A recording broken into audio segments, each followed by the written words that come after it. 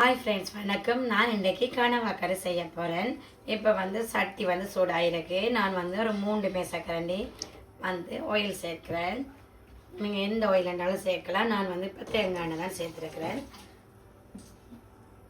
Hi friends, வணக்கம். நான் இன்றைக்கு கனவாக்கரை செய்து காட்ட போகிறேன். இப்போ நான் ஆல்ரெடி சட்டி சூடாக இருந்துச்சு. இப்போ நான் ஒரு 3 மேசக்கரண்டி எண்ணெய் இதில் சேர்த்துட்டேன். நீங்கள் எந்த எண்ணெய்னாலும் யூஸ் பண்ணலாம். அதாவது கடலை எண்ணெயோ இல்லாட்டி நல்லெண்ணெயோ தேங்காய் எண்ணெயோ. நான் ஆனால் தேங்காய் எண்ணெய் தான் செய்கிறேன். தேங்காய் எண்ணெய் தான் பெஸ்ட்டாக இருக்குன்னு நினைக்கிறேன். இப்போ நான் கடுகு உளுந்து அப்படி மிக்ஸ் பண்ணி வச்சுருக்கிறேன் போட்டில் நார்மலாகவே. அப்போ இப்போ கடுகு உளுந்தை ஆட் பண்ணுறதில்ல. அதுக்கு நல்லா பொரியட்டும்.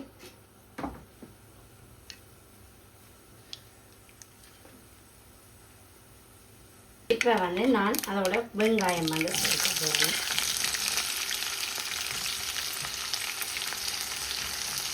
இந்த வெங்காயத்தோடையே சேர்த்து நான் என்னென்ன தனியாக கனவாயை பொரிச்சு எடுத்தேன்னா கூட அது பறக்கும் வெடிக்க பார்க்கும்.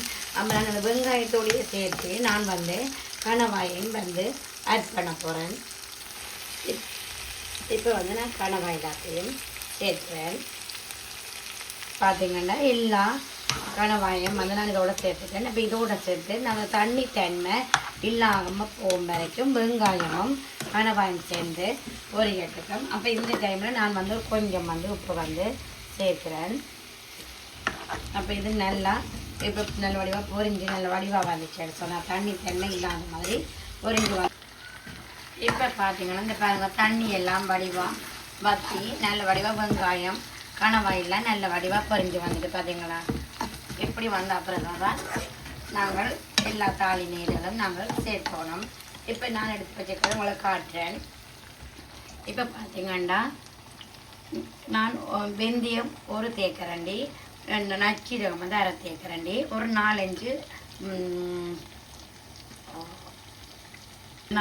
கிராம்பு எடுத்து வச்சுருக்கிறேன். சின்னன் கருவா எடுத்து வச்சுருக்கேன். ஒரு அரை தேக்கரண்டி மிளகு, ஒரு தேக்கரண்டி பெருஞ்சீரகம், ஒரு 4-5 ஏலக்காய் எடுத்து வச்சுக்கிறேன். வெந்தயம் ஒரு தேக்கரண்டி நான் சொன்னேன். வெந்தயம் ஒரு தேக்கரண்டி எடுத்து வச்சுக்கிறேன். இவ்வளவும் தான் நான் இப்படி தான் நான் போட்டு நான் நார்மலாக வீட்டில் செய்கிறேன். நான் அதே மீடியத்தில் தான் இன்றைக்கி நான் உங்களுக்கு செய்து காட்டுறேன். இப்போ எல்லாத்தையும் நான் இப்படி மீடியில் இப்படி நாங்கள் எடுத்து வச்சுக்கோமாண்டா எண்ணெய்க்குள்ள எல்லா இதையும் நாங்கள் இப்படி போட்டு அது கொஞ்சம் வதங்கி அந்த வாசனை வதங்கி வரும்பொழுது இப்போ நான் இதுக்குள்ள கருவேப்பிலை மற்றது ரம்பையில் நான் சேர்க்கிறேன். ரம்பையும் கருவேப்பிலையும் சேர்க்கிறேன். இப்போ இதையும் நல்ல வடிவாக நாங்கள் மிக்ஸ் பண்ணி விடுவோம். இதோட கொஞ்சம் தாளிகள் பொரிஞ்சு வந்தனைக்கு நாங்கள் வெயிட் பண்ணணும். கொஞ்சம் மினக்கட்டு நாங்கள் வடிவாக ருசித்து ரசித்து சமைச்சு அதுவும் ஒரு டேஸ்ட்டாக இருக்கும் தானே. அப்போ அதே மாதிரி செய்யணும். அப்போ கொஞ்சம் எண்ணெய் வதங்கி வரட்டேன்.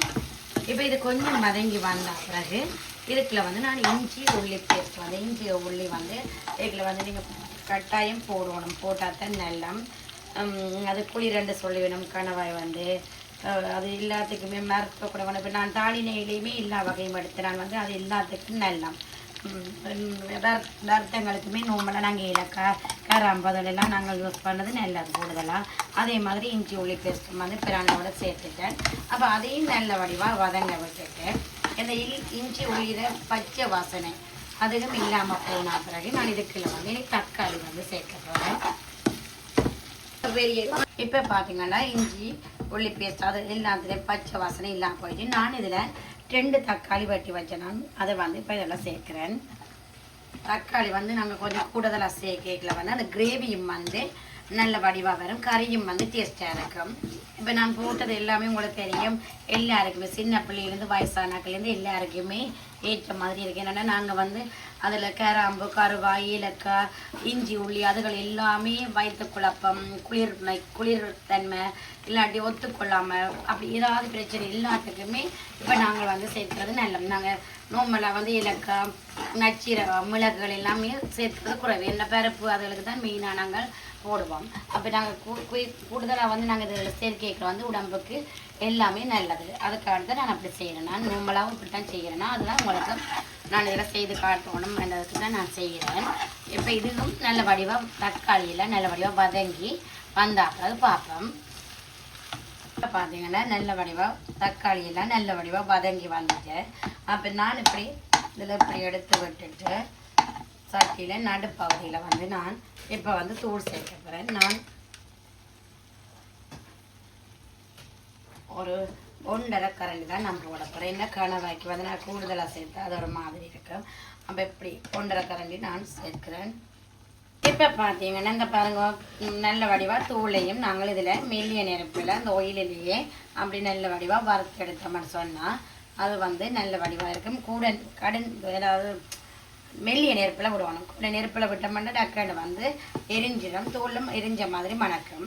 அப்போ இதை செய்து போட்டு இதில் வந்து நான் இப்போ வந்து பால் வந்து சேர்க்கிறேன். அதையும் நாங்கள் நல்ல வடிவாக அப்படி மிக்ஸ் பண்ணி விட்டுட்டு இதோட சேர்த்து நான் இனி வந்து புளி வந்து ஒரு தேசிக்காய் அளவு புளி வந்து எடுத்து நாங்கள் புளியையும் வந்து சேர்ப்போம். இப்போ அதையும் நல்ல வடிவாக மிக்ஸ் பண்ணி விட்டுட்டு